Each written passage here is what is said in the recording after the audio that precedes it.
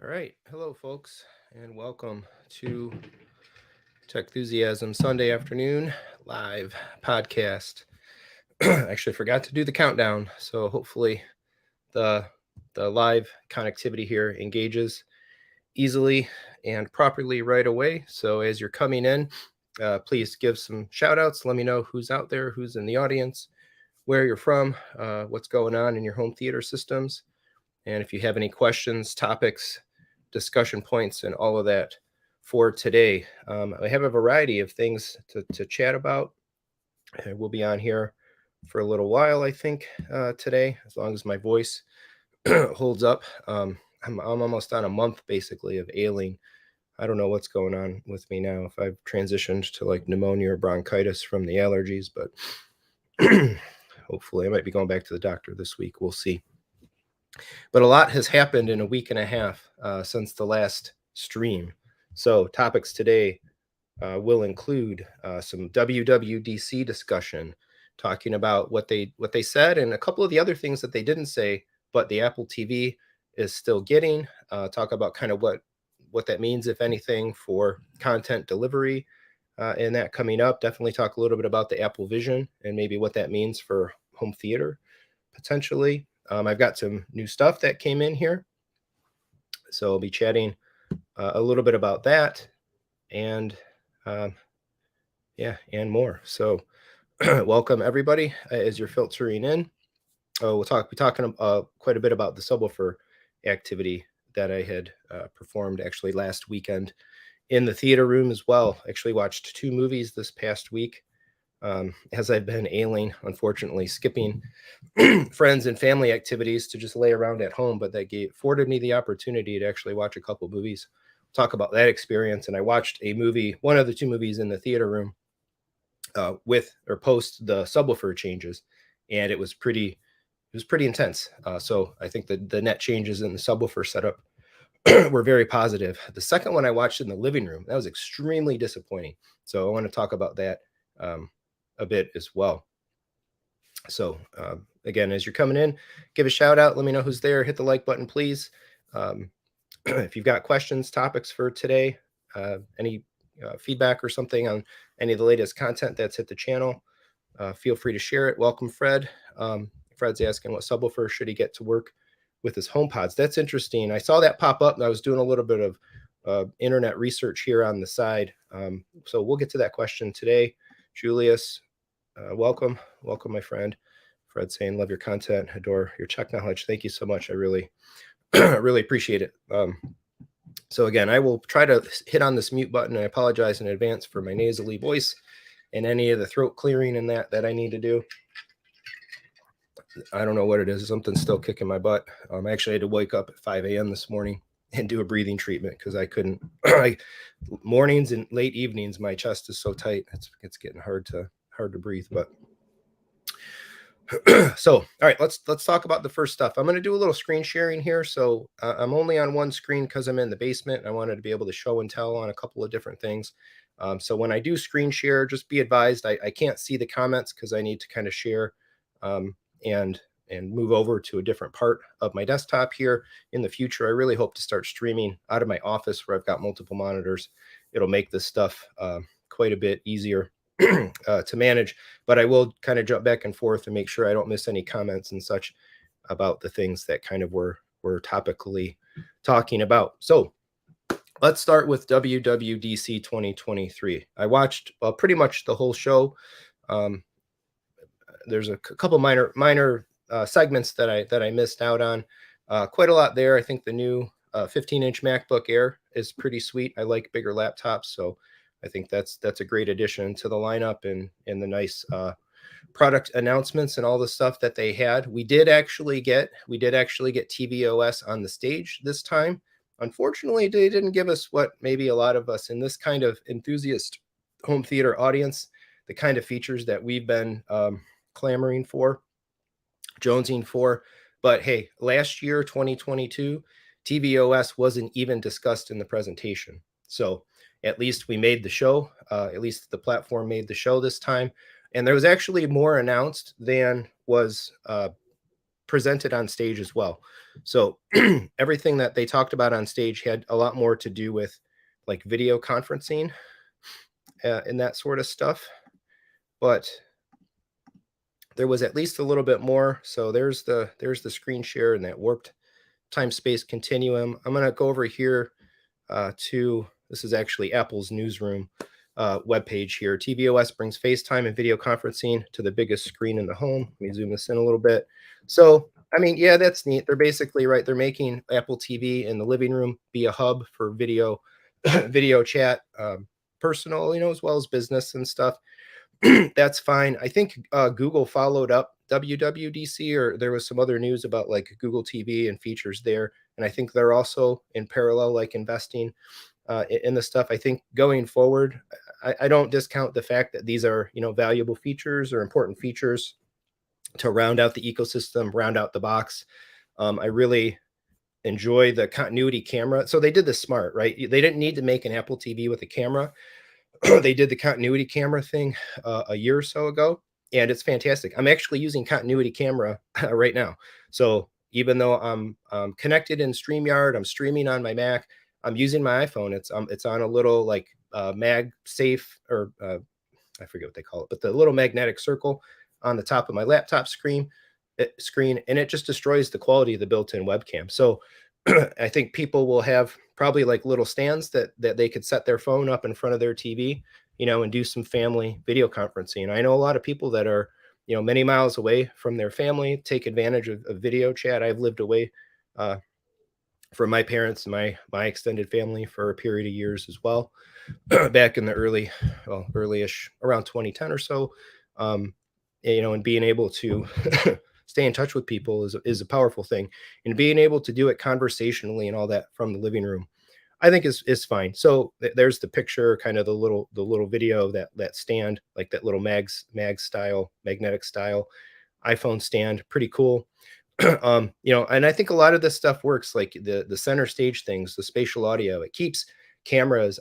When I use my iPad for work and I get on a Teams call, moving around, and how, I don't know if this one doesn't actually support center stage, but the camera shifts and it moves and follows you, and it's pretty good. It all works pretty good. So this is going to come, I think, to other integrated apps as well. So we're going to see things perhaps like, Zoom, WebEx, Teams, and all of that kind of stuff come to the Apple TV. So it's fine, pretty neat. It's a feature. I'm sure it will be very useful and kind of very nice for a number of folks. Here's another picture. You can kind of see right here, they have that clip stand on top of the TV this time, down instead of down in front of it with the little circular magnetic. This is exactly what I have right now, right here, with my setup and how I'm video conferencing or doing, this live at the moment. So Apple Music Sing, yeah, basically some karaoke where you can see yourself on the screen. That's pretty neat, I guess. I don't know. We'll see if maybe the kids or something play around with that or make use of it. I don't tend to do too much karaoke, but hey, we were at a party get together after a kid's soccer game, whatever, some weeks ago, Saturday night, and the our host wheeled out one of those kind of like portable music things with a microphone, and the soccer team, the girls were loving it. They were singing away. So yeah, some people will have some fun with that. We've got improvements to Control Center. I really like Control Center. I've showed off profiles and some of the Control Center power in some of my like Apple TV Perfect settings videos. And I think that what they're trying to accomplish here ultimately is address the idea that Control Center is getting a little crowded. There's getting to be a little too much in there. So they had to do something about it. And how do you resolve a crowded UI? Well, you make basically submenus. So now instead of Control Center being kind of one entity with all of the stuff kind of dumped in it, it's a submenu system where you have different options at the top here, which means now even they could dedicate a little more real estate, add a couple of additional controls that they might not have had the real estate to put in when everything was unified. But now that we've got submenus, they can add a little more power. I think this is an awesome feature of the Apple TV. Hold that home guide button and this thing pops up. Quickly navigate around to stuff that you need to do. for your for your Apple TV command and control and all that. And so good. So I don't. We'll get to the idea of like, well, could they have added streaming video quality and all of that stuff here in a minute? But these are things that I'm happy with. Like, and we all should be, I think, should be happy with. Add UI improvements, make the thing better to work with, add some extra features. And not every feature is going to appeal to everybody, especially on a box that does so many things. The minor UI improvements, every time there is a new operating system revision or a different major operating system revision in something like this, you fast forward a couple years and the UI is going to be so much better than it was before. And so this is the kind of stuff that I want to see out of Kaleidescape as well, right? Every major revision, like, let's see improvements, new features, more power, navigational things, and all that stuff. All right, so what else? We got the ability to find your Siri remote using your phone. Okay, that's pretty neat. I think it must. I'm curious how it does this, actually. I don't know, because I think the Siri remote doesn't necessarily operate as its own AirTag. They must be doing some like wireless like beamforming or analysis or something like that. But hey, you lose your Siri remote, now you can find it. That's fine, I guess. There's another one that I wanted to mention in here. And let's see. In addition, when using the remote on iPhone to wake up and control Apple TV, users will be automatically switched to their profile. So, hey, do I happen to know a channel that was talking about user profiles and control center on Apple TV, and perhaps made the suggestion that the system could be smart to know that when you're interacting with it, switch to my profile. So they added that feature. That's pretty cool. I know I get into a lot of situations where, like, the family might use the Apple TV during the day, and my wife will switch it to her profile primarily for like Apple Music, because I like in my Apple Music, I just keep explicit music on. My wife doesn't, and then she has different playlists and different albums added for like family listening and kids listening and stuff like that. So usually, almost entirely, every time I go in the evening to use the Apple TV, it's on her profile. It's not on my profile. And a lot of times I'll even kind of forget to change it or whatnot. So anything that they can do for that thing to detect, hey, it's me using the box or interacting with the box, switch to me. I think that's pretty good. Screensaver enhancements, use your own stuff. So here you go. Power of the Apple ecosystem, right? If you have all of your stuff in iCloud, you have your photos in iCloud, it's pretty cool to be able to put this stuff up, see, and it's not just a 3-second put up a picture slideshow, right? They're doing really nice transitional, presentational UI things and stuff with it. So pretty nice. I appreciate having like old photos kind of presented to me, because it's a lot of times of like family and my kids when they were younger. I think it puts me in a good mood. OneDrive, Microsoft OneDrive, where we keep a lot of that stuff, every day sends an email. It's like of like remembrances, and it'll be like a collage of photos from years past. So like every single day when I sit down at my desk and I open up my email, there's something there, and it's got a bunch of pictures of my kids from when they were really little. And it's like, oh yeah, it makes me remember, despite how much they might have annoyed me yesterday, I really still love them. And I'd like to go back to those years, if I could. So, but I won't, I won't go browsing those folders per se out of habit or anything like that. So I think it's good. Again, all these little nice little things. And this is quite a lot, counting this up in terms of the quantity of features. It's quite a bit, right? We're already up to like several different items here, like closing in on 10 individual elements or feature additions, expansions, improvements, or whatever out of tvOS 17. So then here's kind of the rest of the bullet list, right? Some of the stuff that they didn't really talk about.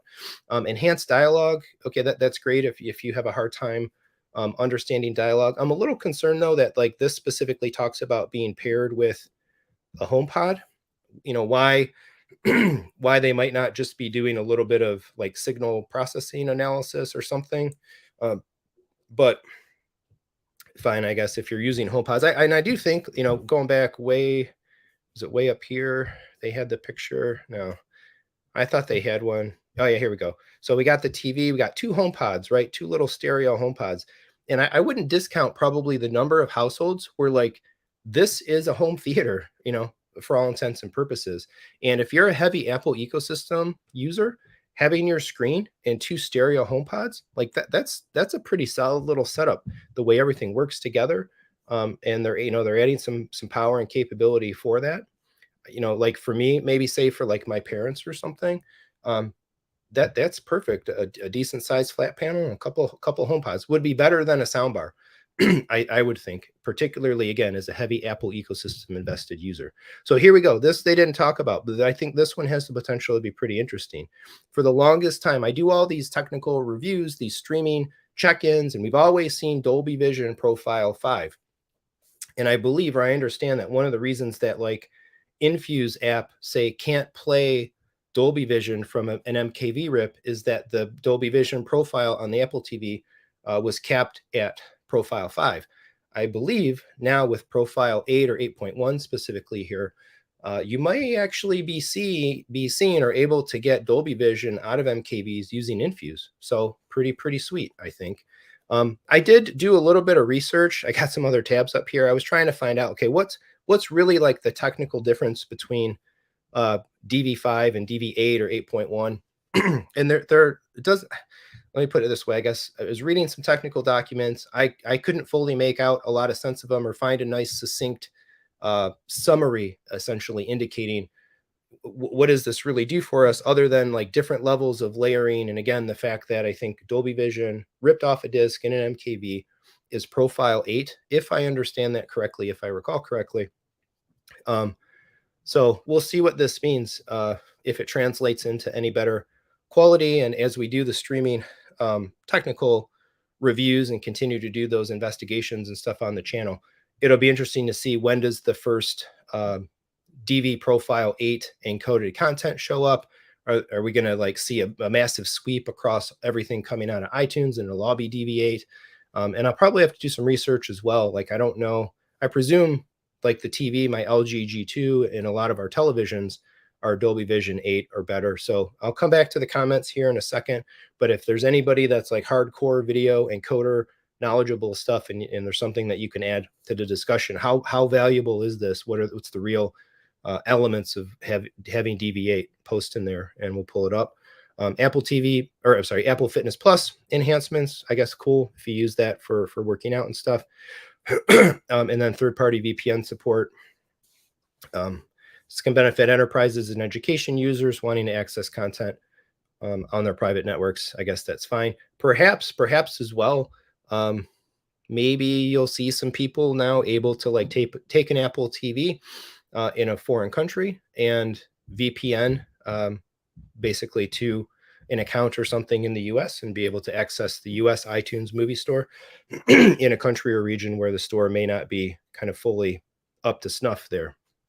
So let's come back and roll through some comments here. And of course, I'll throw it out as well, just as a general request or whatnot. If you feel so inclined to throw out super thanks, super chats, stickers, and stuff like that, feel free. I will always give priority to those, like pretty much everybody in this YouTube thing does. All right, let's see. Yeah, Fred's saying, yeah, new strain of COVID. I don't know. I was actually wondering that this morning when I woke up once again and was having trouble breathing. I don't know. I might have to follow up on that. Apple VR, Oprah Winfrey. We will come to that. Yeah, so the smoke thing. I don't want to dwell on this stuff too much, but at Michigan, Detroit area on Wednesday, this past Wednesday was like the second worst air quality in the world on that day, according to some like USA Today or US News type of article that I saw come across my Twitter. So it might just be that, like maybe I'm ailing with the smoke. We weren't in the orange haze like New York and some of the East Coast was, but yeah, we've had really bad air quality here for the last few days, last week or so. Dom, welcome. What's up?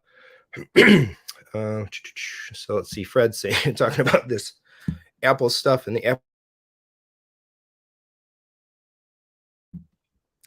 So Fred says he FaceTimes every week. Sometimes he uses FaceTime 12 hours. So there you go. Apple TV, man. It's going to be awesome for that if you're an Apple ecosystem user and you have the iPhone. So here we go. The elephant in the room. Chintapet, welcome. No lossless audio for Apple TV. We didn't get it. Kaleidescape lives another day, another year. Everybody that was hedging their bet and not buying into the K ecosystem in the hope that we may see something out of this WWDC with regards to a definitive statement of streaming quality, go buy your Ks now. It's time. You might as well get them. You'd be waiting another year at least, probably at this point, maybe even longer than that. So go out and get it. And actually, I'm trying to get the right window. And wouldn't you know, hey, Kaleidescape's still on sale. Audio advice.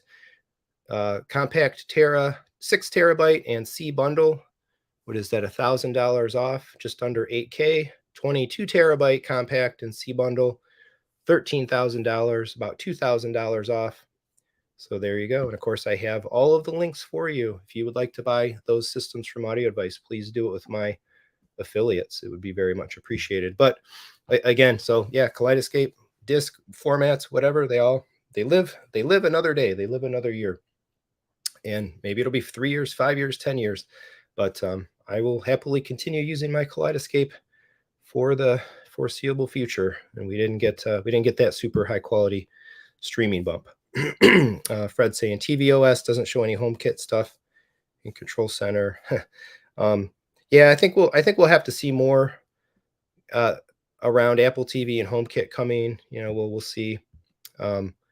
We will see, Fred. Why would one want a streaming quality setting? It's not about 4K though, Fred. It's about the bit rates. So right now, I'm gonna forget my own statistics that I proved in one of my recent videos. What was it? The video was like, of a disc or a Kaleidescape download is like 3x roughly the bit rate of streaming video, and audio is something like, was it 5 or 10? So there's a pretty discernible bit rate difference, getting up to lossless audio, getting up to high bit rate video quality. That's what we want, is to see the streaming bit rates supercharged to match the bit rates of other types of content. Let's see, going through some comments here. Enhanced audio for our TV only works with HomePod 2nd generation. Okay, yeah, we'll talk about that, the HomePod subwoofer thing in a second. Oh, this is interesting. Never going to upgrade my TV because he's getting an Apple Vision. All right, we'll talk about the Apple Vision in a second. Never going to upgrade any. That's a bold statement. That's a bold statement, and I wonder that's going to be the whole litmus test of this whole thing coming. We will see. We will see. Fred, smoke here was 11 on the chart. It only goes to 11. Where are you at? Where are you at, Fred? He was asking or what's a Kaleidescape? So I don't want to belabor this one too much, but a Kaleidescape is basically the premier audio video source for home theaters nowadays. It's this guy right here. There's a server or a player and a server componentry to it. You buy movies in the Kaleidescape digital store and you download them to local storage. They usually are larger bit rate, potentially higher quality than disc, lossless audio, all of those excellent features. It is an incredibly expensive solution, however, as Supernova mentioned, still too rich for my blood. Yep. So, all right. Chintipus says, got my Apple TV update, tvOS 17. Oh, you must be in the developer beta. I'll have to check mine, actually, because they said last week that the developer betas would be available immediately, and the open betas would come. I usually don't run the dev betas. I run the public betas on all my stuff. And probably for my Mac, this might be the first year that I go ahead and run the public beta, because I think there was a couple things in Sonoma that I want to try out as well. Fred saying he's got 1,000 movies in iTunes and all this stuff. Now, they will not work with your Kaleidescape. You probably, unless you got 10 grand burning a hole in your pocket and a couple of the features of the Kaleidescape platform really appeal to you, I would recommend you stay home in iTunes and stick there. So we'll hit this one really quick. What subwoofer should I get to work with my HomePod? So I might have to, this is actually probably an interesting topic for a specific video, but what I found, it doesn't look like the HomePods have any wired connectivity to them. They don't have audio inputs, but they also don't seem to have audio outputs. So the saving grace to this, though, is an Apple TV in its Bluetooth or in its audio AirPlay settings can AirPlay to multiple devices simultaneously. So I think the only way that you can really integrate a subwoofer with a HomePod is if that subwoofer is able to somehow take a AirPlay signal. And then you can have your Apple TV, you can have your Apple TV send AirPlay to multiple devices. So if you have stereo HomePods, you click to basically send audio to both of them. And I don't know if there's an AirPlay specific subwoofer. That's something I need to spend a little more time investigating. But if there is, it would present in the list. You would be able to select it. The DSP and the electronics in the subwoofer would give you the ability to like set the crossovers and all that. So the subwoofer only produces sound, under 80 hertz or some lower region potentially than that, because I'm sure there's no crossover. I would expect there's no crossover settings or bass management settings in the HomePod itself. It's just going to run as a full range speaker. So you may want to end up putting your subwoofer crossover a little bit lower to reduce the overlap of that double bass region. The other thing that I quickly found was an idea of like buying an old school like AirPlay receiver device, like what I forget what they used to call them. They're not the AirPods, the airport or something like that has a line audio out on it. So you could have that as an AirPlay receiver. You could put that into the line in of a subwoofer. So very limited options there, but I'll have to do some more digging and I'll try to find out specifically, like, is there an AirPlay targetable subwoofer? That's a pretty neat question. And it would be pretty an interesting integration, I guess, of a system. Yeah. The Airport Express. So that would work. Would I be able to use an Amazon Echo Sub? I don't know. I'd have to look these up independently. I don't know if that Echo subwoofer supports AirPlay. Yep. So, okay, you got all. So I'm wondering, the public betas must be out. A couple people mentioning here that everybody's running the 17s. Yeah, no Mac anymore, no need for it. I've thought about making an iPad be my entire daily computing driver. And I think I would be able to do that if not for YouTube, essentially. But there's just too much that I do that I really want the power of the laptop sometimes. Yeah, thank you, Francis. No problem. My pleasure. All right, so let's talk about the Vision Pro, right? Let me add this back to the stream. Can I get the right one? There we go. All right, so the Vision Pro, there we are. There she is with her digital eyeballs. So this thing is going to be interesting. I have to admit, so I will admit right off of the bat that I think I'm a little bit of a Luddite, or have a little bit of a Luddite opinion when it comes to VR type things. So this is the interesting one, the home theater application, right? In that, like, I've never felt super drawn to wanting to get into VR. I've really only actually kind of sampled an Oculus, I think once. We have them at work because there's an adjacent development team that's building, like, say, virtual vehicle testing environments, and there's a VR element to that you can run out of like MATLAB Simulink and so on, and some of our sister products. A good friend of mine actually has a PlayStation VR 2, and he's been singing praises for it. He likes it. His kids like it. They mess around with it a bunch. I think, barring my plague, I think what we're going to be able to hang out with them next week, or this week coming up. So I may be able to sample PSVR 2, maybe even shoot a little bit and do a video take on that, or talk about it in a future live or whatnot. So to me, I felt like I probably don't need a whole lot of VR in my life. I'm fine with big displays, and I don't know that I necessarily want like one of these things sitting around on my face. But I don't know. I think this will be really interesting to try out. Apple comes late to the party with a lot of things. But by virtue of doing that, they tend to come with some of the most polished capabilities when it comes to this stuff. The ultimate home theater. There you go.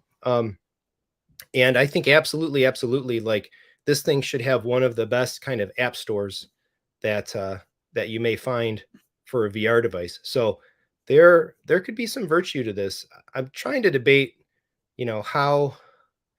how I would use it, right? What would I use this for? And so let's think a minute about that and talk a little bit about the possibility of using it for home theater. There's the TV app, right? And they had Disney on the stage. Disney Plus is coming. So they're taking the home theater chops of this thing, right, very, very seriously. So I don't know, could I envision myself sitting at my desk instead of looking at a 43-inch monitor right in front of my face, which pretty much fills my field of vision? Would I want to look at something larger or in a virtual space? Yeah, I don't know. Probably not. I think I'm probably fine with the displays that I have sitting in my office, sitting at my desk. So if I were to use something like this, I'd probably want to be in the living room. And for me, if I were in the living room and I had this thing on my head, I guess what would I want to do with it? Would I want to do like email and surf the web and stuff like that? I don't know.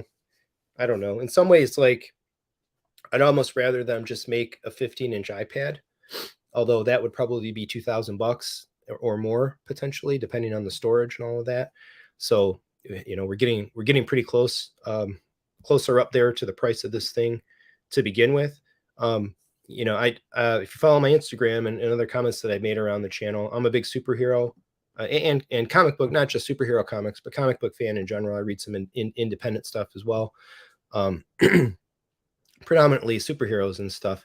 And I read a lot of digital. I read a lot of digital comics. I subscribe to Marvel Unlimited. I subscribe to the DC Universe app. I have a massive collection of content in Comixology that's now essentially consumed through Kindle.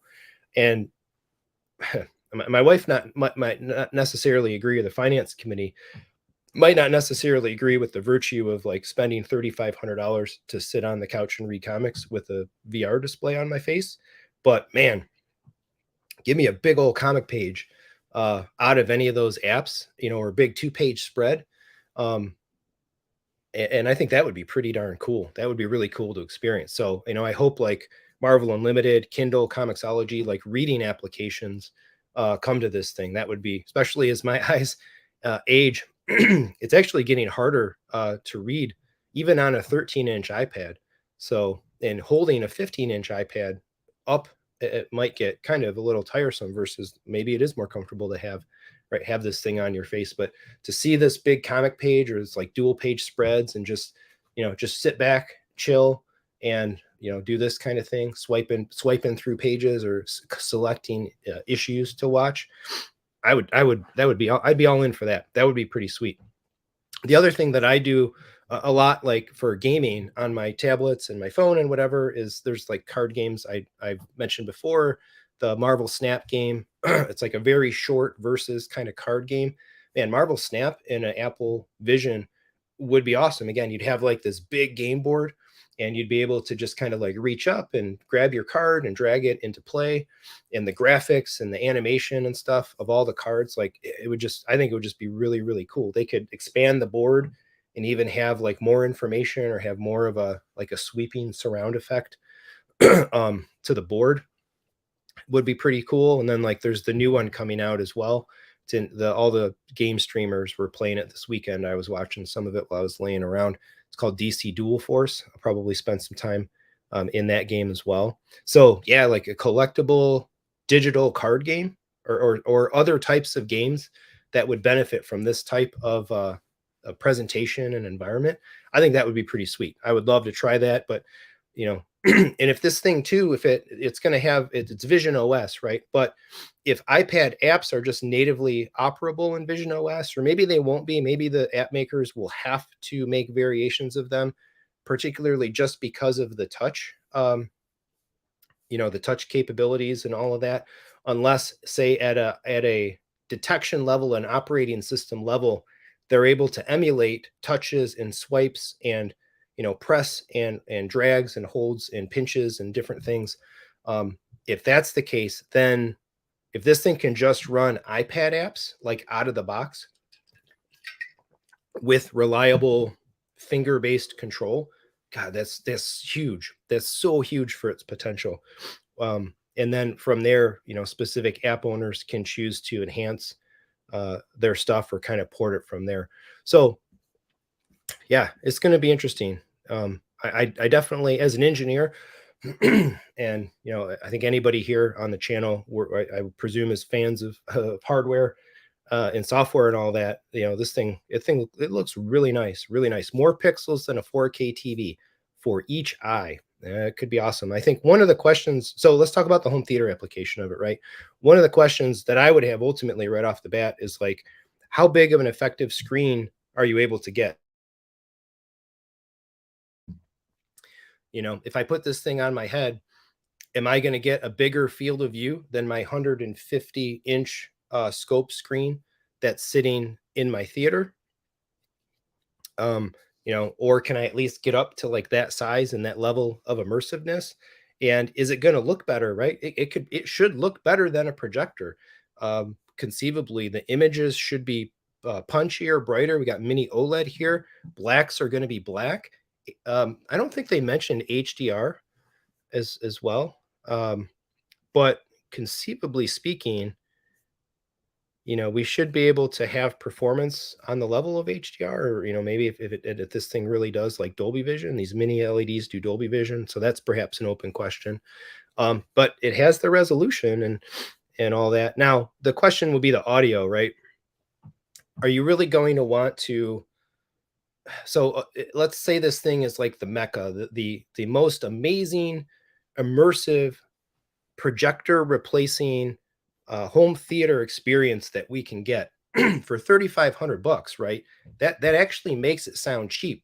If this thing outperforms like a JVC NZ9 with a bigger image, better image, punchier image, and all that stuff, that's a $25,000 MSRP projector, right? You're getting a replicative experience for $3,500.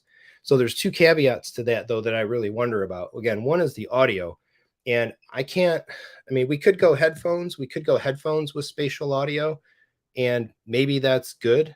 Maybe that would be a good way to go with it.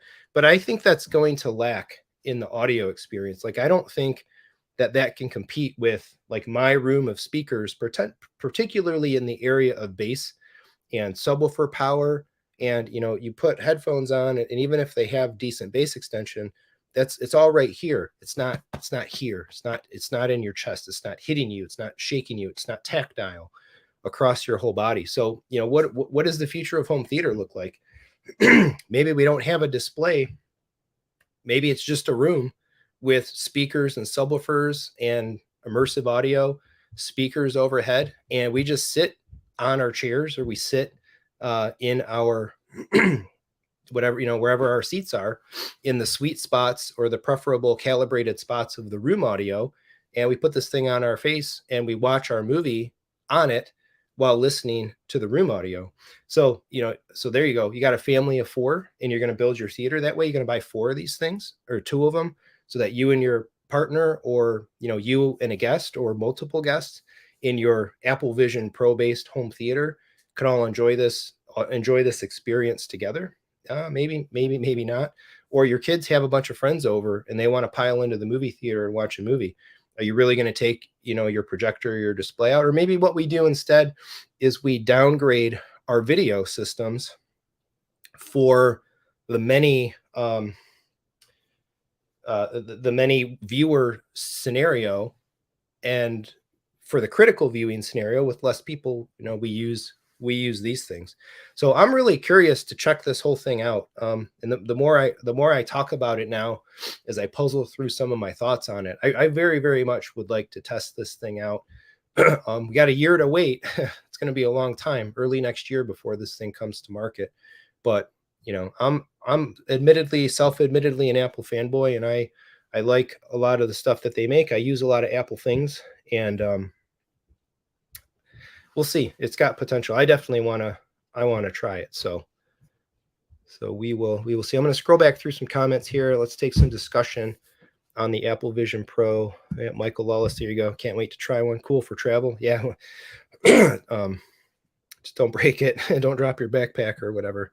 But hey, we're probably carrying like $2,000 Macs around with us when we travel now. So what's a headset? Or make sure you get a nice case or something for it to be able to throw it in a backpack. Oh, the other thing too, I want to say as well, before I jump through more comments, that battery life, 2 hours, man, that's going to be a problem. That can't even get you through a whole movie. But I do recall, like, they talked about the battery being 2 hours, and it's attached and it's tethered, and you put the battery in your pocket. But I suspect that we will have some facility to plug the thing in and run it off of like perpetual wall power. So you watch a 2 or 3 hour movie, and you're not going to have trouble, but you are going to have to plug it in to be able to do that. All right, Ren, welcome. Super channel supporter. Vision Pro seems interesting for single person. Yep. Yep. So again, what's it going to be? A better replacement than a UST. But again, you got guests over, kids have friends over. Yeah, we'll see where it goes. It'd be nice if you could use your current home theater speaker plus subs. So that's the thing where it's going to have to, like, I don't know what that connection will be, right? If you're playing audio, you're playing video, you're playing that video on the Vision Pro on a native Vision Pro app, the audio's got to go out of that app somewhere else. So will Vision Pro be able to AirPlay out to something else? So, you just AirPlay basically to your Anthem or whatever, right? I guess you could do that, the Anthem AVM 70 or whatever, the AVM 90 for your home theater, or pretty much a Denon Marantz. They all do it now. They all support AirPlay. So they have to do that. I wonder if they're thinking about this stuff. Man, I should go work it. I need to go work at Apple and direct all this stuff.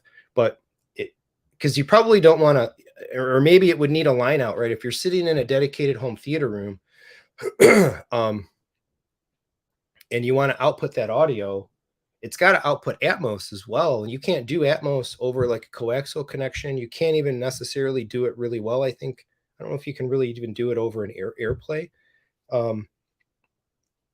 over an AirPlay connection, or maybe we're going to have like AirPlay, next level AirPlay in the next year as well to support this. But you would need like HDMI or something. The thing would have to have an HDMI output, best case scenario, in order to pipe that audio to to your processor or to your receiver. That also, the other thing I wanted to mention about the app support, man, Infuse, there you go, right? So if everything is going to be streaming based, it's going to have Apple TV or the TV Plus app or whatever. It's going to have iTunes apps. It's going to have Disney Plus, Max, Netflix, all that stuff will come to this, I think, pretty much for sure. Well, how are you going to get higher quality audio? There's no Kaleidescape. Maybe there we go. Kaleidescape needs an Apple an Apple Vision Pro app, so that you could have a Kaleidescape app in the Vision Pro and play content off of your Terra server and have high fidelity, high bitrate content. But would you be able to do the lossless audio that way over Wi-Fi or whatever kind of connection this thing has? It's all about connections and protocols and data and bit rates and all that stuff. But let's say Kaleidescape doesn't do that. The only other option we have, would be like Plex or Infuse in the Apple ecosystem. Infuse is probably going to be the one to like capitalize on this thing. So I hope that, their wheels were turning. I would hope there was like a design meeting already over at Firecore, and they're thinking, man, how can we get people's content through our app on an Apple Vision Pro? And maybe there's another way they do it, where somehow the Infuse app in the Vision Pro and the Infuse app on an Apple TV that is connected to your system via HDMI, maybe they work in tandem together. And Apple could even do this as well, right? This is how you get Apple Vision video with home theater Dolby Atmos audio, and that the Apple TV app or the Disney Plus app in the Vision talks to the Disney Plus app on the Apple TV, and they synchronize and they say, all right, I'm doing the video, you do the audio, and then boom, we're sitting in our home theaters. We don't have to sit in the dark anymore. We're sitting in our home theaters. We got this thing on our face. We got this massive, super high res, black is black, bright, hopefully Dolby Vision HDR driven video display. And we're taking advantage of our surround sound audio systems. It's going to be, so we'll see. We got to see what they do. Yeah, channel will pay for it. Yeah, we'll see. A lot of competing lot of competing interests for the dollars that come from the channel. But I did spend a little bit of money coming up here, and I've got some more things in mind. So we'll see. Yeah, it would be nice. Exactly, it would be nice. We use our own stuff. Talking about that, Fred. So this is the Apple Vision Pro, $46.99 Canadian. Wow, $6,000. I think you're talking about the Vision Pro there. So with wow, well, yeah, 6K Canadian, right? 18 payments, 33. So I will say, don't go into debt for home theater gear. Canada later in the year 2024. Yep, we will see. We'll see 6 to 12 months. All right, let's see, Ren. Yeah, well, so this is the counterpoint, right? I feel this will flop. Apple will need to spend big to get games. A lot of people into VR gaming. We'll see. I mean, they have the money to do it. And again, the saving grace of all of it is like they come late to the party on a lot of things. They bring the more expensive option to the party for a lot of things, and then they win the market. So will history repeat itself? Repeat itself or not? Can't wait to see Pokemon Go. Yeah. So think in all these little games where you interact with them and stuff, like they could have such cool interfaces and like really next generation feels. It doesn't have to be just like AAA hardcore, PC games running in VR, particularly for an Apple item, to make it fun and interesting to folks. Yeah, gestures will translate in the UI on the device.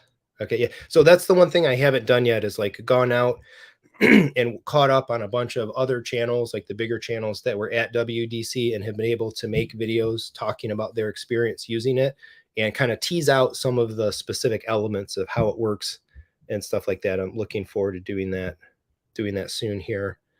AR glass, Ren, I'm not sure on that comment. Sorry. Apple said, okay, here we go. So Apple says you can do a 100-foot display, not 105 inches, literally 100-foot virtual display.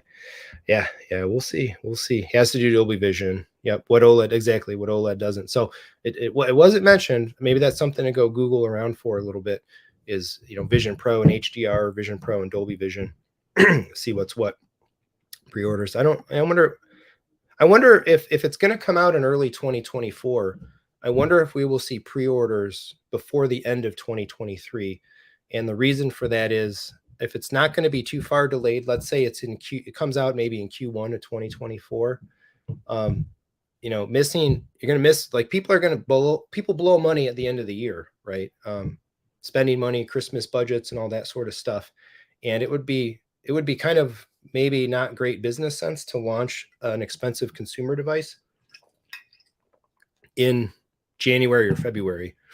So if you make pre-orders ahead, people can give it for Christmas or buy it for the family, right, for Christmas, and allocate those dollars and those budgets, and then just realize it and get it a couple months later. So I would presume that we will see a pre-order before the end of the calendar year. Yeah, modern headphones getting lower and lower. So I don't know, maybe we don't need an audio system. Maybe I need those Focal Bathies or something, right? Wear those with this. They should be AirPlay targets. Maybe it'll have a headphone jack as well. Maybe that's the saving grace, actually, is it could have a headphone jack, but that's only going to get you stereo, and then the thing has to do the spatial. So yeah, we will see. Modern one's doing 10 hertz. Let's see, Fred saying you can wear the headset and they can watch the big TV. Yeah, and you share play together. Yeah, there you go. So yeah, us dads will be sitting there in the middle of the theater with the Vision Pro on, and in this big old theater room, and then we just throw like a 65-inch OLED in place of our 100+ some inch former projection systems, and the kids watch that.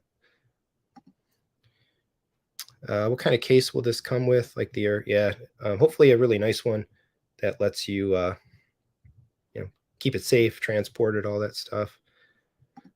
Let's see. Michael's saying, do you think audio codecs and tvOS could have changed in other tech sessions? I don't think that's out of the question. I think there's always a possibility that could happen.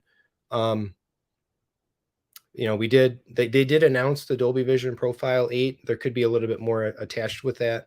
So the hope always remains eternal that audio quality, video quality, the streaming quality, could get juiced at any time. I kind of think it will come with an announcement when they made the Apple Music upgrade to the hi-fi, high bit rate, and all that. Apple Music, it came with announcements. I presume they would do it on the video content side as well. Yeah, Fred's saying you can plug it in and run it 24/7. Yep. Brownlee said you can plug it in. So it's USB-C. Yep, there you go. Ren saying, I think Indian smaller studios will love it. More PC centric. Yeah, I agree.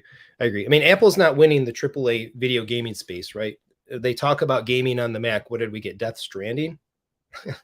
I was watching some of the Twit show of the WWDC show, and they were kind of lambasting or giving it to Apple about their real like gaming credibility, and whatever. Death Stranding is what, 2017 or 2019 game at this point. It's Mac just doesn't get the big stuff, but but I don't think necessarily they have to make it fun and entertaining and get kind of people hooked up into it in that.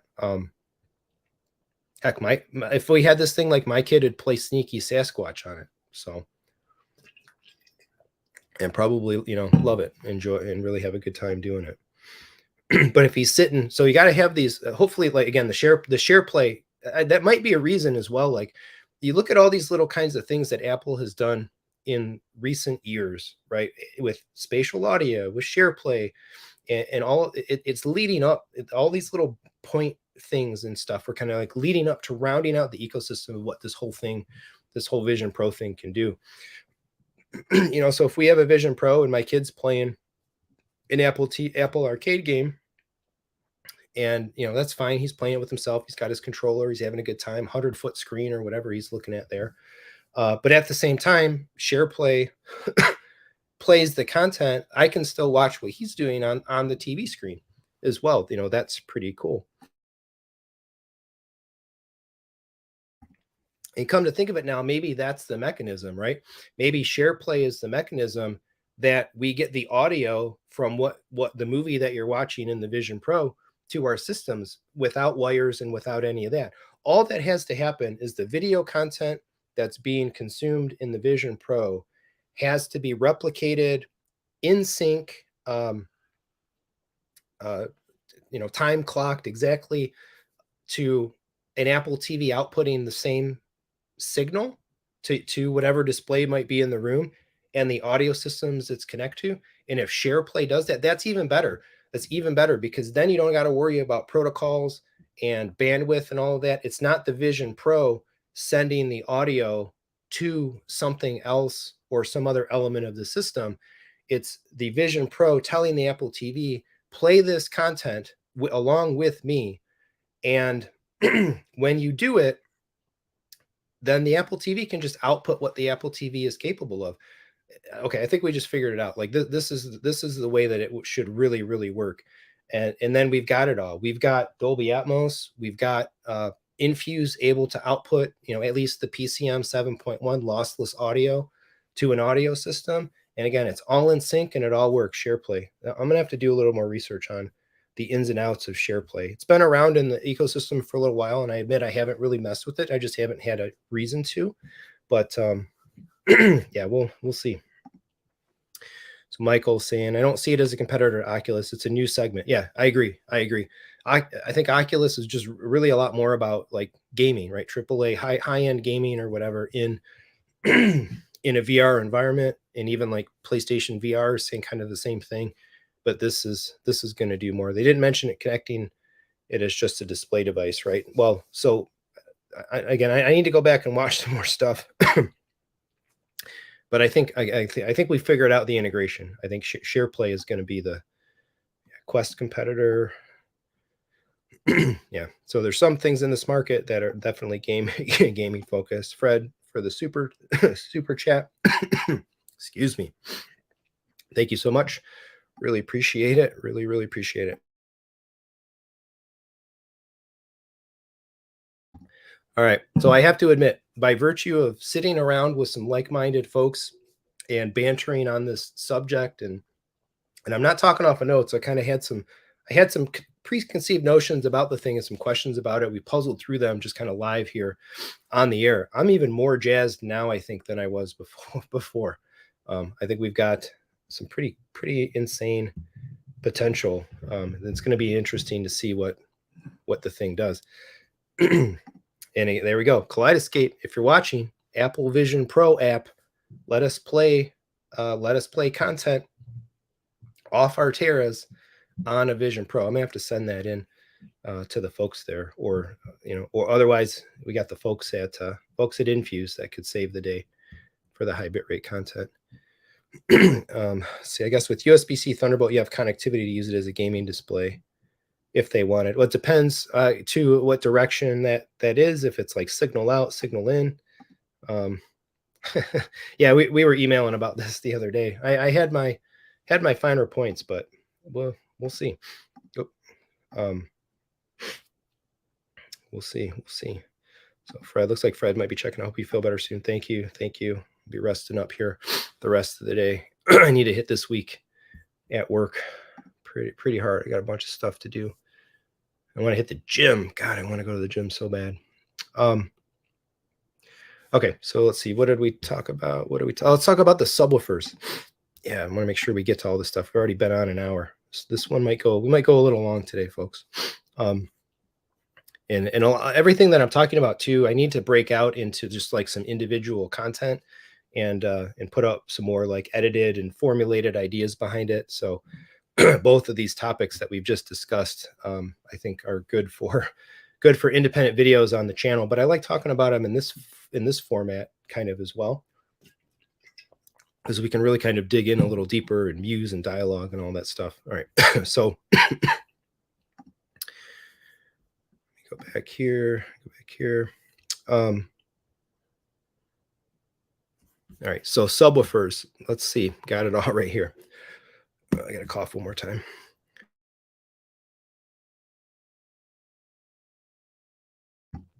All right. Subwoofers. So a couple of weeks ago, in one of the prior lives, I had mentioned that I had moved my subwoofers around. I was trying to find some better locations to get some better responses out of them. So let's show this here.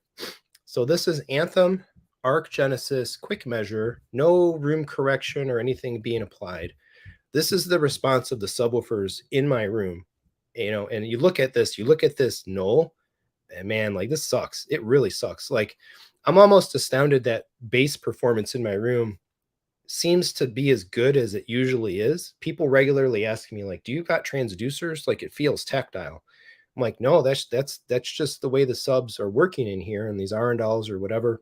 If you look, they hold nicely off of the chart here below 15 hertz, but this like sub 50 hertz null, and it's hitting both of them. So in this picture, right, snapshot one, the purplish line, if that's coming through, that is the subwoofer in the front left corner, and the blue line, or the that like aqua-ish looking line, is the position in the front right corner. So the front left corner, in a way, like the front right corner and the front left corner, they're supporting each other a bit. The front right is a little stronger until you get up to whatever this like 40-ish hertz mark, and then they kind of flip, and the left corner is able to hold a little bit better. The null hits harder in that front right corner, and then from there, they flip again, they cross over again there. So moving these things around the front wall, moving them around in the corner, rotating them, I couldn't get any consistent improved behavior out of them. So what I did was I bought that 40-foot XLR cable. And again, I just want to point out, I can't see the comments right now because of the screen sharing setup. I'm going to just make sure. Okay, yep, screen share is still up. I will come back to the comments in a second. But so that's the subwoofer in the location where it's been in the front left corner for some time. Little hard to see there because of all the darkness where the corner is, but there it's but several inches or so off of that left side wall. That's the front right corner. We're just in front of that white trim that's peeking out underneath the curtain. That is where the former position of the front right was. And then this is the back right, where I did try a subwoofer there, but I landed here in the what would be the back. I'm sorry, this picture was the back left corner, if I said that right. This is the back right corner. So as they are right now, this is where they are. One in the front left, one in the back right, opposing corners. And what do we get out of that response? We get this. This is huge. This is huge. So the yellowish, I don't know, puke yellow greeny line, right, with the big knoll again in this range here, is the front left corner. But the other picture, and it almost looks like there's two lines. That just happened to be the case. I think it was when I took the little screen snapshot with the max snapshot thing. It was measuring, and I had the snapshot taken, but it's the same line.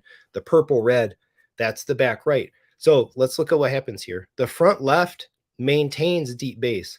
The front right, I'm sorry, the back right, front left maintains deep bass, right? What is this, 25 hertz and below? Or maybe this crossover point here is like maybe more around 30 hertz. This is the tactile location of the room. The other one knolls out down there. It's not delivering that same kind of tactile response. But when they cross over here, and this is all main listening position, I should comment as well. This is one location, MLP with the microphone set in the one spot. Main center of the couch, main listening position. But when they cross over here and that front left sub goes out, the back corner, it holds it all. Peaks up here, but man, it was just like 75 dB, right? It's holding 75 dB starting up until we get into like the crossover region, and then boom, they both kind of drop out again. But that's okay because we're in the crossover region anyway, and we're not calling on the amps or the subwoofers to do a lot in that region. So the room's very squirrely, and I'm curious to try some more stuff in there. I actually want to perhaps one day keep a quick measure running and pull my bass traps out, like one by one. Just take every bass trap out of the room and out of the corners and see if I'm like sucking bass energy out. Like if perhaps maybe I didn't want as much or any or whatever corner bass trapping, if that's perhaps responsible for some of this null here. I don't know, but I think that's one of the next things that I have available for me to experiment with. But again, this is exactly what I was hoping to accomplish, is that if you take the average of these two lines, we've got it. We've got uncorrected, unboosted, consistent bass presence from sub 15 hertz up through the crossover region. And this is the last one, just kind of to show as well the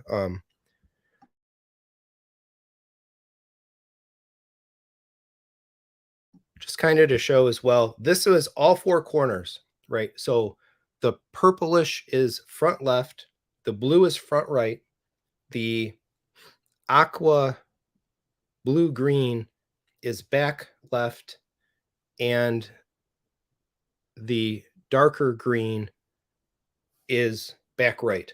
So once again, like in my room, and I'm curious if this is the case for more other folks as well, my front corners and my back corners really perform very similar to each other. So keeping the subs in the front or the back don't necessarily, they don't really support each other that much. Like, but having one up front, regardless of where it's at in the front, and one in the back, kind of regardless of where it's at, is really the key to having better support, integration, responses, and kind of all of that stuff with both of these subwoofers, meaning that, less correction is needed. There's much less boosting, and we have an overall like better possibility of bass experience as a result.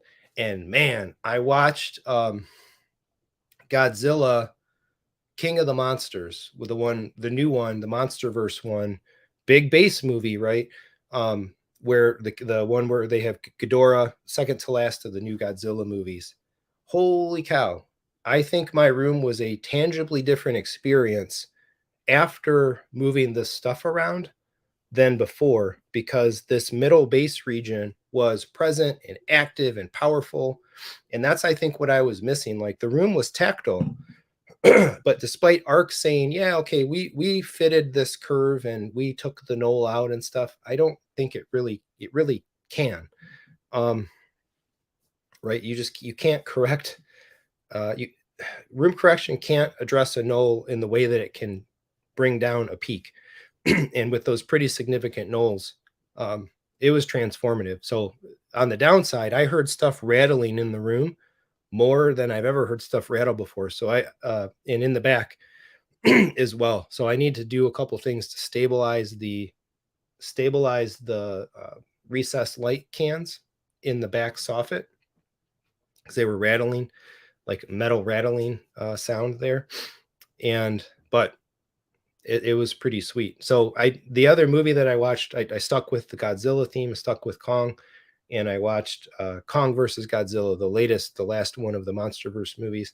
But I wasn't feeling super great at the time that I watched it. It was Friday night, I think it was. The family, there was a soccer club picnic, and I skipped it because I just wanted to lay on the couch in the living room. And it was a terrible experience, just because that movie had so much bass and turning up the volume.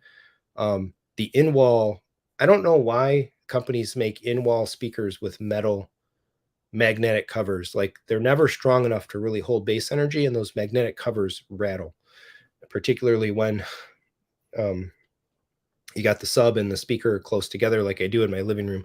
So there's like a limit to how much I can get out of the living room. I should have just came downstairs and watched it, but I'm super impressed. So I'm very curious to come to run a couple more demos in the room, do the Ready Player One thing again, watch the John Wick club scene. Because like watching that scene at other people's houses around Southeast Michigan, and particularly like the gunshots and the gut punching, slamming of a good gunshot in those bass regions is huge. And I wasn't feeling that always in my space. I could feel it tactily, but I wasn't like hearing it. And so the mid bass was lacking. The mid bass is back. And it makes me kind of interested as well to see what happens if I add more subwoofers, because like if I go to 4 subwoofers, I'm really kind of probably getting volume reinforcement in that, but they have essentially the front corners, they have the same response. The back corners have the same response. So I don't really know what the initial effect would be of adding more subs, or if I added more subs, do I really need an AVM 90? Because the response of the fronts and the response of the backs is so close together. Heck, I might as well just buy more subs to get more bass energy and volume or whatever, but just run them as daisy chains off of each other. So treat the ones up front as a single sub emanating from the 2 locations, have the ones in the back as a single sub emanating from the 2 locations in the back, and I don't need to be able to independently EQ 4 subwoofer positions. So yeah, I'm super impressed with it, and it definitely jazzes me up to use the room more. And part and parcel with moving the subwoofer, I did do a complete redo of my arc calibration, and this time I was running it as well without so much correction. So I did leave the fronts, the LCRs, correcting up to 20K, because they're behind an acoustically transparent screen, and those speakers have a very definitive, more of a rise in the high frequencies out to a farther degree. But everything else I cut off in Anthem Arc at 5K. So I think I took hopefully a lot of load off of the Anthem in terms of like not applying such long correction to so many speakers. Now they have to do a whole lot less work to integrate the bass of the 2 subwoofers, because it's not fighting this perpetual knoll across both. It can integrate them together. And so hopefully, right, the filters and the processing power is brought more to bear on the rest of the system there. So pretty cool. And again, something I'll need to spin out an independent video about. If you want to try to enhance the performance of your room, maybe this is a path for you as well. Try to move some stuff around if you can, and see what comes up.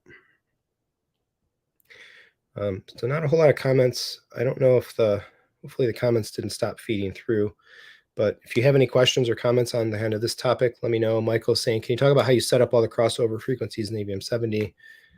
Confused by all the surround settings being different by default. So mine comes up with 80. Mine calculates 80 hertz for all my speakers pretty much. That's been pretty consistent for me in Anthem Arc.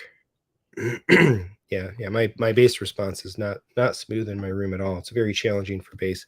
And so again, that makes me wonder if the corner bass traps are not being additive, that they're actually taking too much bass energy out of the room, and I might be better off without them. So I need to run. It'll be easy enough to test. I basically just need to run a quick measure on each subwoofer, and one by one, there's 8 of them all together. So it'll take me a little bit of time to do it, but one by one, pull them out, pull them out and see. Did I try mid wall? I have had a subwoofer in the midpoint of the front wall, and overall, that's a pretty decent spot.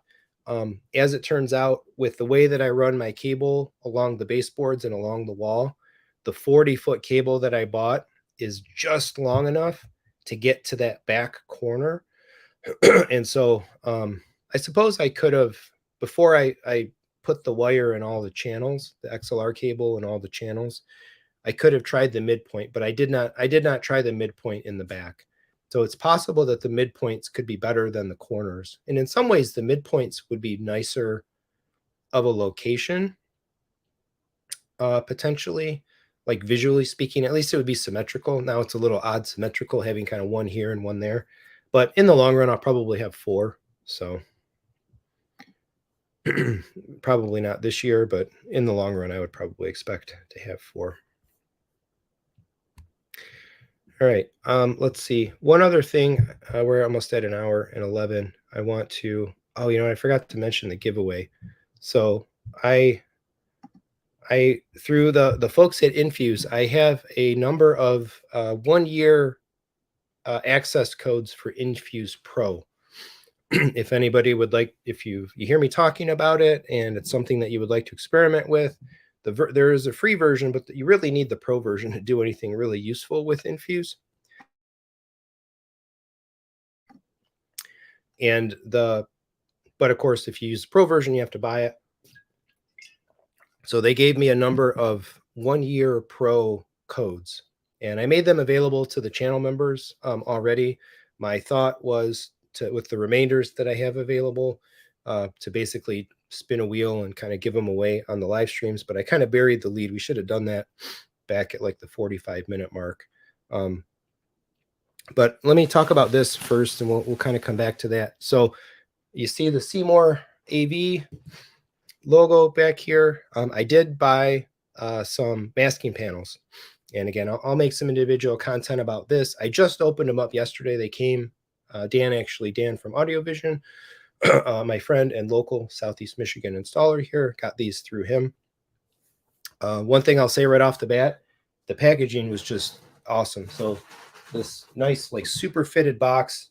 It had the protective cardboard corners and stuff on it. So like these things were not getting damaged in transit whatsoever. There's they had foam packing on all the edges, like sitting kind of inside the box there. So let me grab this if I can. I don't want to bend it. So here's what they look like. Just velvet. I did not necessarily worry about them being acoustically transparent, because when I put these up, the speakers, my left and right speakers, will be inside these panels. But notice this one's big. I'll talk about that in a second. But we basically have, it's interesting, they have like guitar picks on the one end, and then the other end, I don't want to hit anything with it. The other end has nothing on it. In the other side, you can see it's a metal frame. There's magnets up here. So as I understand it, you basically just put the little guitar chips in the bottom and snap it right up on the top, and it will lay perfectly flat against the screen material and work just like that, masking panel. So I know some people swear by masking. I have used now my theater room with the scope screen for the better part of a year, more than a year, without masking panels, just letting the screen be the screen on the edges. And I'm really curious. So one of the things that you'll hear me talking about pretty soon in some content is I'm going to put a nice punchy image up there, a nice colorful punchy image, maybe something like the bad guys or Moana with an ocean scene, computer generated bright vibrant graphics and nice blues or something like that. Zoom, do it in like a 16:9 aspect ratio or whatever, zoom it up as well. And sit there, look at it, take it in, put up a panel, put up the other panel, and see if like the color and any of the presentation of the theater performance changes or improves. Now, the one problem that I had, which is actually going to work out kind of nicely actually for me, is I had requested 5-inch wide panels because I just wanted panels to block out the edges of the screen when I zoom up for scope ratios because I can't fill. It would take some significant undertaking for me to fill the screen edge to edge in ultra wide aspect ratios, and I'm probably not going to be doing anything about that anytime soon. So I just wanted some little 5-inch panels. I would leave them up all the time. I would still have a little bit of exposed screen if I zoomed up for 185, or I zoomed down for 185, or I zoomed down for 16:9. But they sent the wrong stuff. I don't know if the order got processed wrong, the shipping and the packaging was wrong, but these panels are for going from scope to 16:9. They're the default standard 16:9 masking panels. And it looks like I'm just going to get to keep them. And I'm still going to get my 5-inch panels, but I'm going to keep the 16:9 ones as well. And we'll see, will I have the drive when I watch content to take one set of panels down and put another panel up? Theoretically, that should only take me 30 seconds. And if it significantly improves the picture quality, then, for a 2-hour movie setting, then I'll do that for sure. And I'll just set the other panels down on the floor or something. Everything's all black. They would blend in right away. So look for some content on that coming, and in my take on what is adding masking do. Does it significantly improve, enhance, or increase the picture quality of the image? So I just opened them up yesterday. I haven't had a chance to actually try to put them in or experiment, and it'll probably be another couple weeks before the 5-inch panels come. So I'll mess around with these a little bit in the interim and try to get some content out on those. All right, I think we're kind of hitting the end here of the stuff that I had to talk about. If anybody has any additional questions or topics, let me pose the question as well, because we were running pretty strong there for a little while. I think the 1 o'clock hour hit Sunday afternoon. People had stuff to do.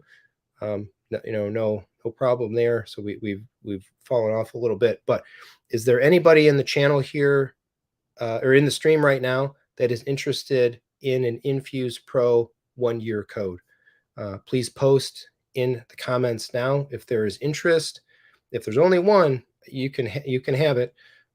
If there's a few still, then I'll do a spin the wheel or something like that giveaway. If there's no interest, I'll save them for the live stream, for a future live stream or whatnot. But I'll do a better job maybe doing it up front or advertising the idea that I have the codes, and we'll do the giveaway a little sooner. I had filed that in my bullet list of things to do in the stream here. But I should have reversed that and done it up front. So one last call. If anybody's interested in a 1-year Infuse app promo code, free access to Infuse Pro for a year, sound off in the comments and let me know.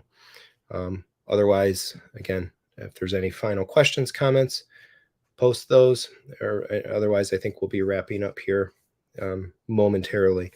In terms of content coming to the channel in the next week, we will see. I haven't even honestly, I have no content made and ready to be published. It's just been so challenging to try to get in front of the camera and talk at length and put some stuff together. I definitely haven't had the drive to do it in the evenings. I may make some videos today quickly, try to get something out. I really don't like missing like a Monday or a Friday upload, but such is life. And so I will do the best I can. I've got a few topics here to talk about. So if I can quickly knock out a few videos today, there'll be some stuff. Or, you know, what I did in the last couple of weeks as well is just spin out a few extra shorts, because that's much more containable. It was much easier to make with less speaking and all that stuff. But we'll see. So stay tuned. And the other thing that I would note as well is the next live stream that we do. Maybe we'll do a Father's Day live stream early Sunday. I need to see what our calendar of events and activities is like. But next weekend is the 2-year anniversary of Techthusiasm. If I recall correctly, it is actually like July 17th, which is Saturday, is the 2-year anniversary from my first published video. So 2 years of doing this whole thing. It's been awesome. So I would really like to do the next live stream. We can do a little bit of a reflective 2-year anniversary birthday party type thing. And there's more stuff that I want to talk about as well.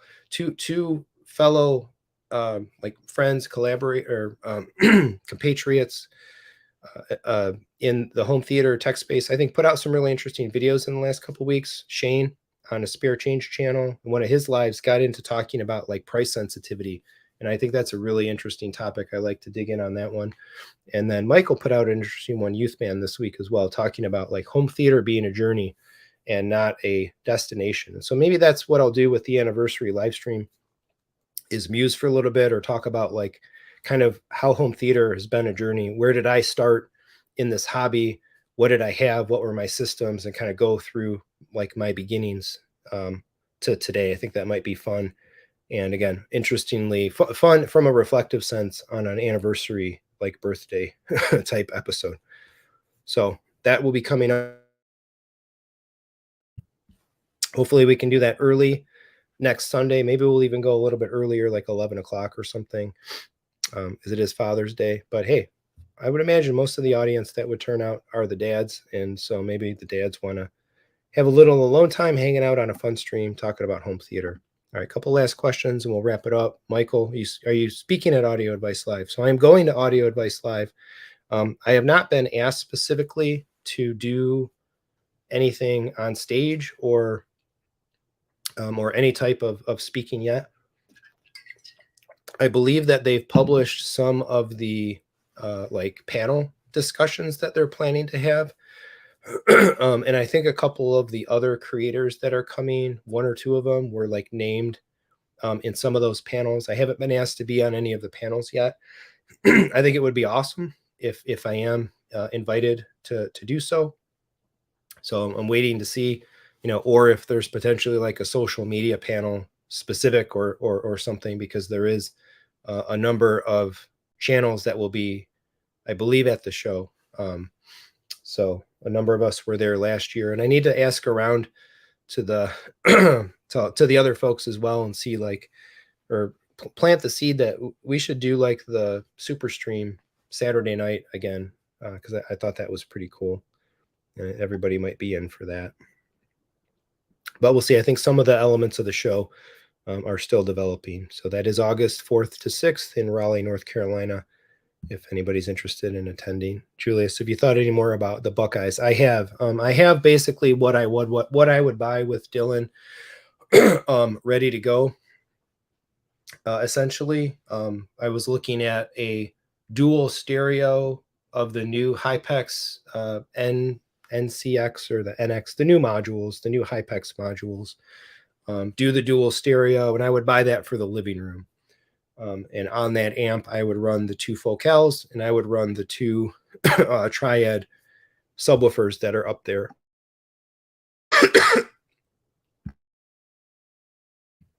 Sorry, I think I clicked off mute there for a second in the middle of that cough. But that dual stereo, again, that would run the 4 audio elements, 2 speakers, 2 subs in the living room.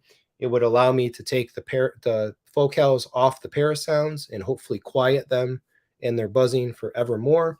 And it would also allow me to just eliminate 2 of these triad rack amps. They would be replaced by the one Buckeye.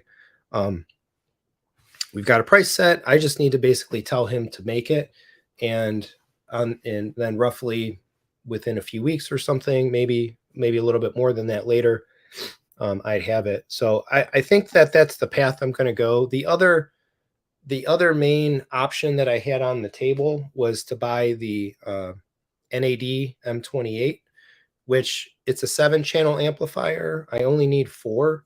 And again, I want to get away. I could conceivably buy an NAD M33 or M28, sorry, and put the 4 speakers from the living room and the 3 mains from the theater on one M28, but that leaves me with rough channel counts. And I want to get completely away from different rooms having speakers on the same amplifier.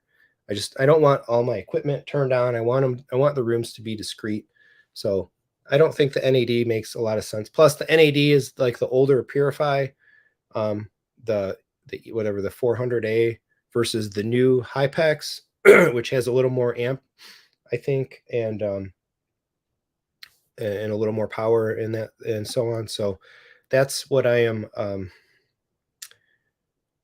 expecting to do. My caveat, the reason that I've been dragging my feet on it is like, man, the start of this year, H1 of this year, and particularly these last couple months, or even these last few weeks, have been like one of the most expensive starts to a year. I swear to God, like I might as well just like open the front door and just throw money out the door. It's been ridiculous. We've put like $4,000 into one of our cars. We just had a $3,000 repair trying to get this 100,000-mile Explorer to last another few years.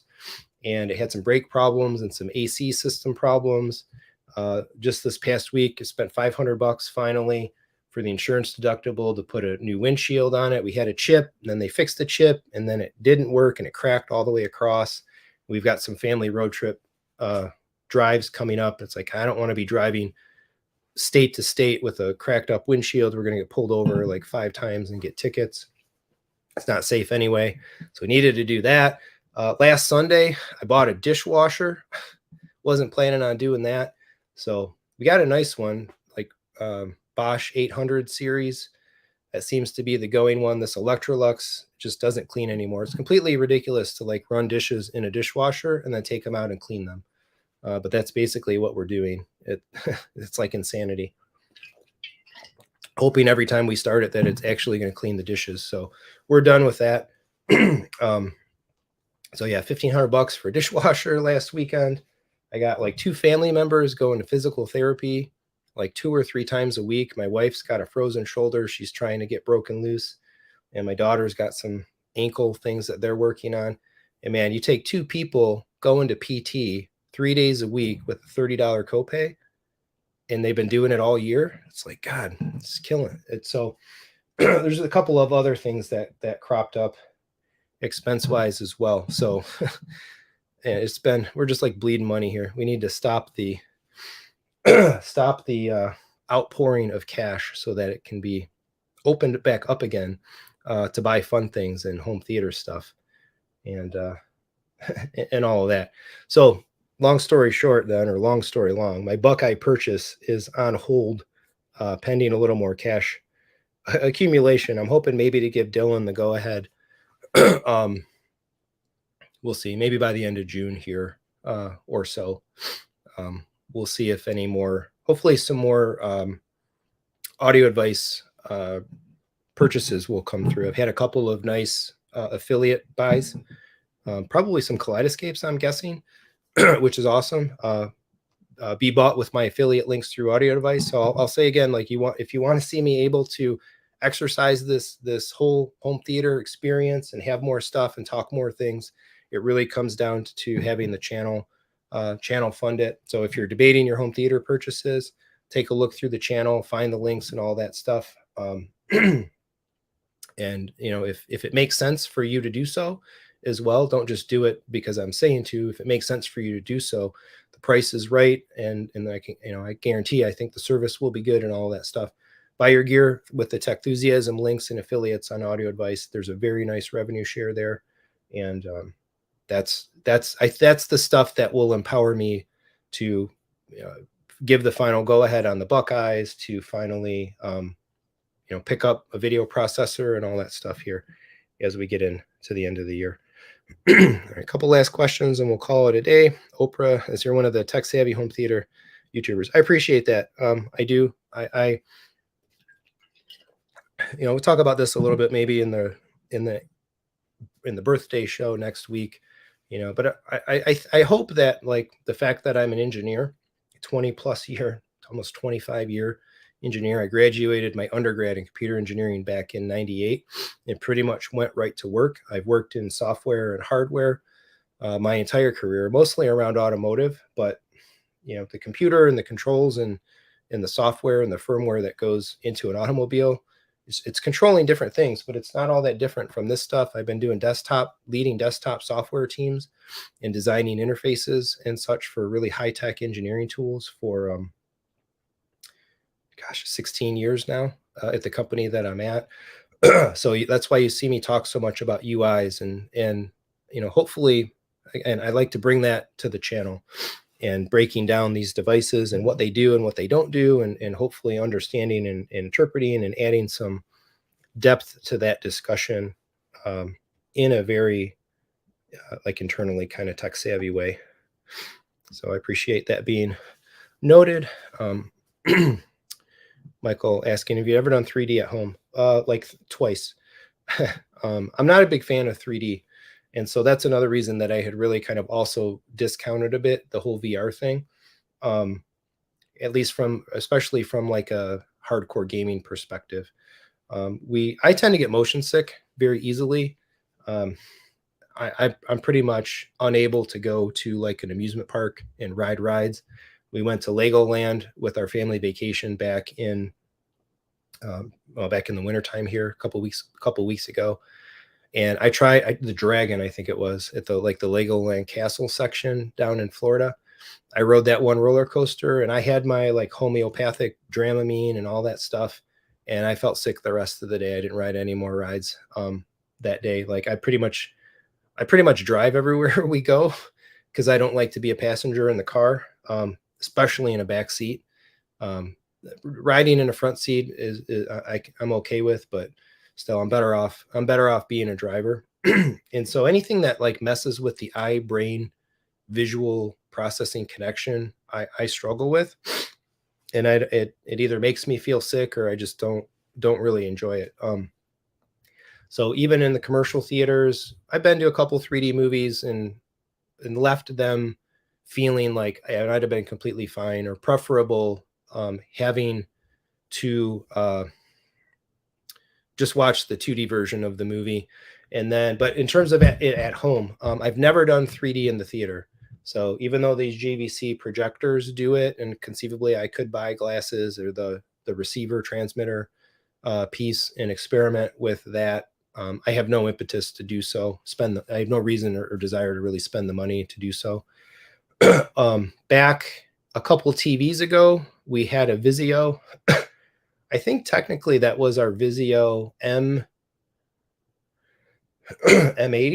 or no, I forget the model number. This would have been back somewhere like 2013 to 2016, somewhere in there. We tried it. That TV was a 3D capable TV. I think my wife and I watched, it might have, it might not even have made it through one movie. I remember specifically, it was Captain America as the Winter Soldier, because it was the beginning of the movie where they're infiltrating Batroc and his crew of like taking over that ship, and like Cap and Black Widow and whoever they board the ship to stop them. And then, I'm pretty sure that's the movie. We were watching that. We were watching it in 3D. We had the glasses on and all that stuff. And the quick cuts and all of that, the editing of the fight scenes in that movie, I looked at my wife and I'm like, I'm not enjoying this at all. Are you? She's like, no, I'm not. All right, fine. Let's take these off. And then the glasses went back in the box, and we never took them out again. So that was my full foray into 3D at home. And I haven't messed with it since then.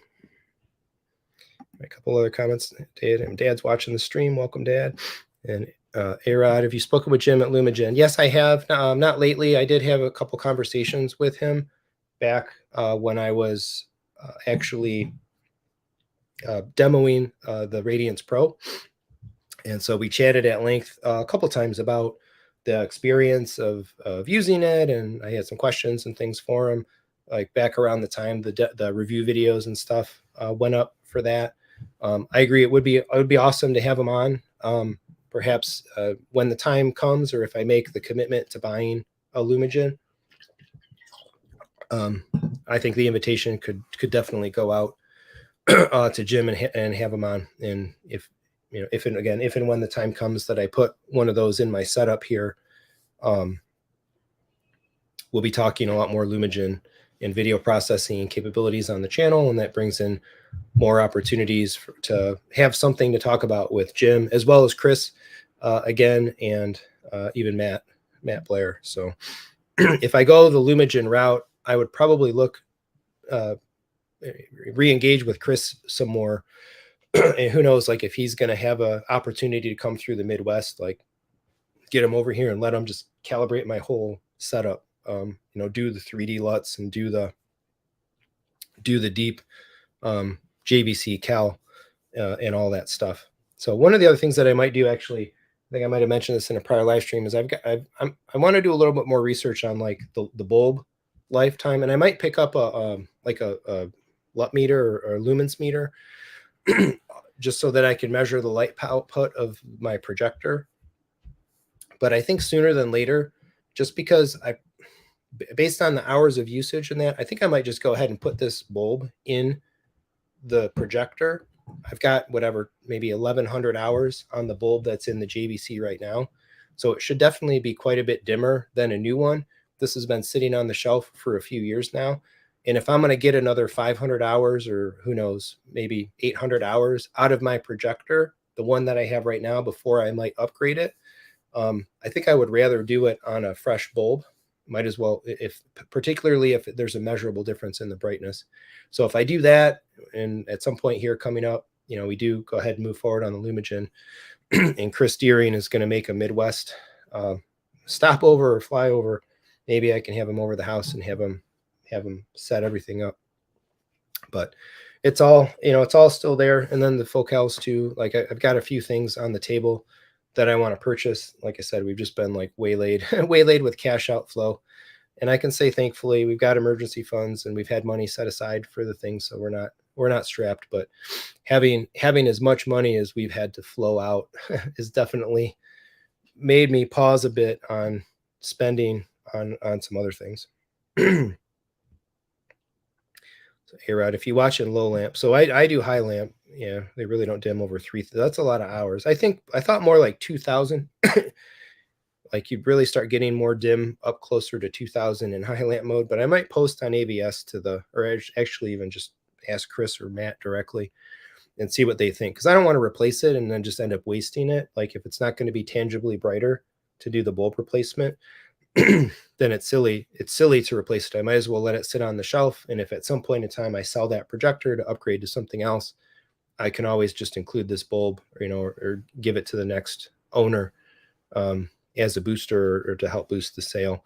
There's been a couple comments. JVC projectors, actually, a couple of them had been on sale. I put the community post up. They were up on sale with some nice discounts on audio device, specifically the NP5 and the NX7. So if anybody's thinking about those projectors, it might be worth checking that out or jumping in on that. Let's do a quick search and see. Still the case. But that, yeah, they are. Oh, wait, yeah, NZ7, $1,000 off, and the NP5, $1,000 off. So, and hey, always call them too. Don't just order on the webpage. Call them up, tell them Techthusiasm sent you, and ask what's the best you can do for me. You might be able to get a little more off those prices than on the webpage, but it'd be really interesting to see. CEDIA is not that far. Are we going to see new JVC projectors at CEDIA? It's been 2 years now, or it will be 2 years since the NZs were announced. At this point, I'm kind of content perhaps to wait until the next generation to upgrade my projector. It's going to be a more expensive purchase as well. So I kind of hope that we don't get new projectors this fall, and instead they do a new model next year. And then hopefully even into next year, we'll be tracking a lot more revenue off the channel, and with collaborations and engagements, I might be able to score up to like a next generation NZ9 and make that like a feasible purchase. That would be pretty cool. I will say on the video processor front, like I'm still generally okay, right? Even doing the zooms, getting the Halo remotes, using the Halo remote in the theater has kind of made zooming to be a little more convenient. There's 3 hard buttons. They're all right there. I can boom, boom, boom, and I can hit the mode that I want to zoom to and stuff. I still think there's a ton of merit to getting the Lumigen or getting the video processor in the long run for sure. But yeah, as it is, it's okay. But at the same time, I also want to comment. I've been noticing, I don't know if anybody out there, sound off in the comments or some of the comments of the other videos, if you've got the Control 4 Halo remotes, I feel like in the living room, I pick that remote up more often than not now, and it's like disconnecting. It needs to go through a reconnection cycle, and it's not making a good connection on the Wi-Fi. The Neos were doing that for a little while, and I'm a little disappointed in that. It's only just been these last couple of weeks that it's been doing it, but we'll see. To the point where I've even actually been using the Apple TV remote upstairs over the Halo a bit. Although when I watched Godzilla, Kong versus Godzilla upstairs, I still did watch it on the Kaleidescape. That's probably one of the reasons that it blew out the room so much, is that the lossless audio and the dynamic range. Yeah. So A-Rod saying, I want real laser life data, not specs before I take the plunge. I like being able to change bulbs in the meantime. Yeah, I think ultimately we'll all have laser projectors in our setups. It's the way things are going. And high-end models and all that, they're all going to be laser-based from this point forward. But a second generation laser, I think, could carry some efficiencies and evolution and all that stuff with it. So cool. All right, I think we'll call it here. Hour 42, and the rate of my coughing is starting to pick up, so I should probably stop talking. As I mentioned, stay tuned to the channel. I'm going to probably knock out some content right now, see what I can do for the week coming up, try to catch up a little bit. Thanks so much, everybody, for watching. I appreciate everybody's support. Next live stream will be birthday stream. I'll have to think of something special to do. We'll have to do the giveaway earlier as well. And I got a lot of stuff to play with here in the meantime. So we'll be talking more about all these things coming up. As always, if you would like to support the channel, super thanks, super stickers, and all of that are there. You can tip with PayPal and Venmo, or PayPal and Venmo. Feel free. Keep in mind, if you decide that you want to leave a tip, this really goes for any YouTuber. If you want to tip folks and they have PayPals and Venmos, keep in mind that they basically keep the majority of that money. If you do a super thanks on YouTube themselves takes like 45%. So there's that. And as always, I recommend it because I think they're a great company and all of that stuff. But one of the most tangible ways to support the channel directly is shop at Audio Advice, shop at Amazon. The links are all there in all my videos. Use them. I will be back very soon. Thanks so much for watching. Come on back for more home theater discussion and fun.